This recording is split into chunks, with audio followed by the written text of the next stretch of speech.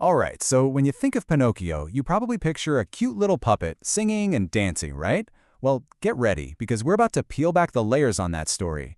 The original 1883 novel by Carlo Collodi is, well, it's a whole lot darker, way stranger, and honestly, so much more interesting. So let's dive in and meet the real Pinocchio, the little wooden troublemaker who is anything but a sweet, innocent boy.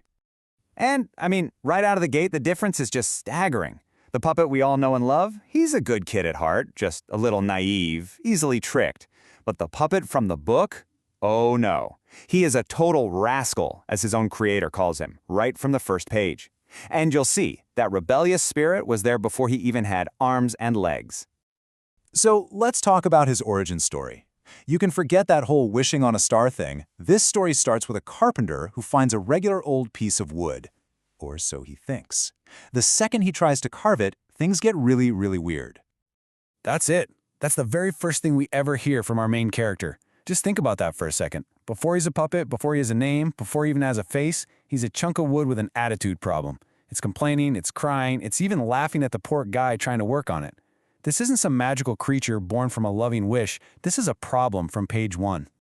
Now enter poor Geppetto. All he wants is to make a nice little puppet, maybe tour the world, earn just enough for a piece of bread and a glass of wine. A simple dream, right? Well, the instant Pinocchio is finished, that dream is completely wrecked. The puppet kicks him in the nose, snatches the wig right off his head, and makes a run for it. He causes such a scene that Geppetto, his own father, gets arrested. Let that sink in. On day 1, Pinocchio gets his dad thrown in jail. So, with Geppetto locked up, Pinocchio is free. And what does our little hero do with this newfound freedom? Well, he basically embarks on a masterclass of making terrible decisions one after the other, ignoring every single person who tries to help him. His rebellion isn't just mischievous, it's downright brutal. A wise talking cricket shows up to offer some solid life advice. Pinocchio's response? He picks up a hammer and kills him. Just straight up crushes him. And that spelling book, Geppetto literally sold his only coat in the freezing cold to buy it for his son. Pinocchio sells it for a ticket to a puppet show without a second thought. He's not being misled, he is actively choosing chaos every step of the way.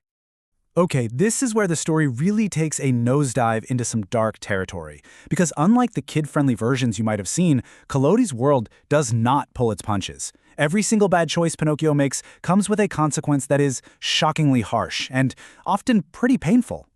For example, after running away, Pinocchio falls asleep in front of a stove with his little wooden feet propped up on it. He wakes up to discover they've completely burned away, just gone, turned to ash.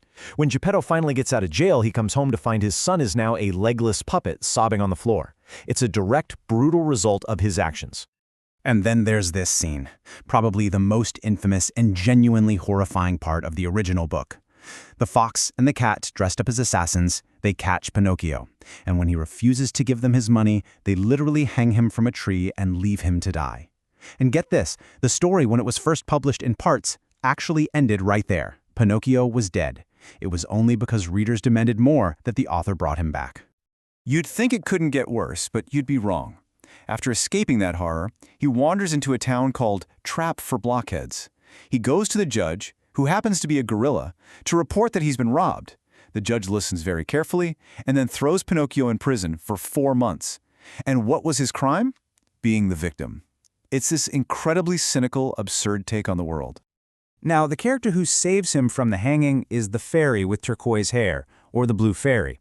But she's not here to just wave a magic wand and solve all his problems. No, she's more like a stern mother figure, a teacher, who is trying desperately to get through to a puppet who seems dead set on failing every lesson.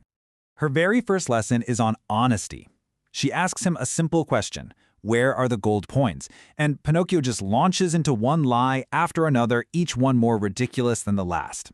And this, right here, is where the most famous part of his story comes to life, not as a cute little quirk, but as a physical sign of his dishonesty.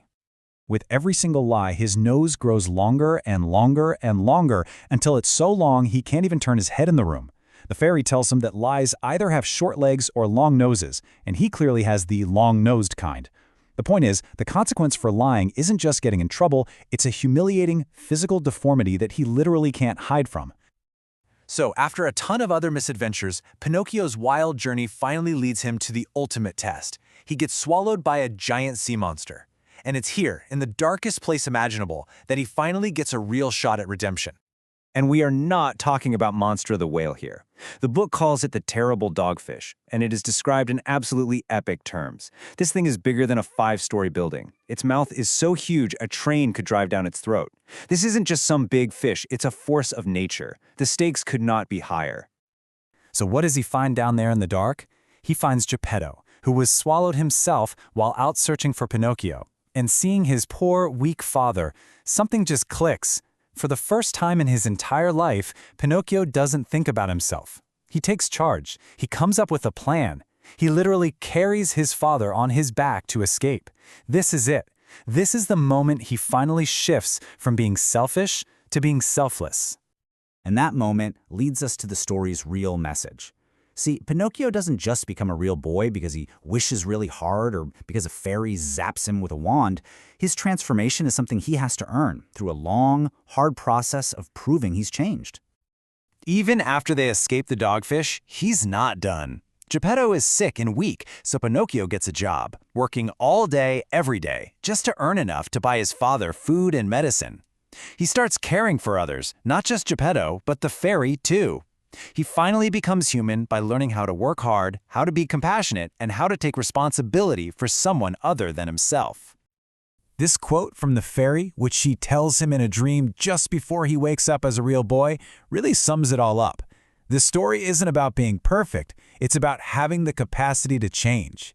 It says that even for the biggest troublemakers, the worst little scamps, there's always hope for redemption, as long as they have a good heart deep down. So, Pinocchio finally gets his happy ending. He becomes a real boy. But it leaves you with this really fascinating question, doesn't it? To become real, he had to learn to obey, to work, to fit into society's mold. He had to give up that wild, chaotic freedom he had as a puppet. So, was it worth it? That's the complex, brilliant question sitting right at the heart of this incredible and incredibly dark original story.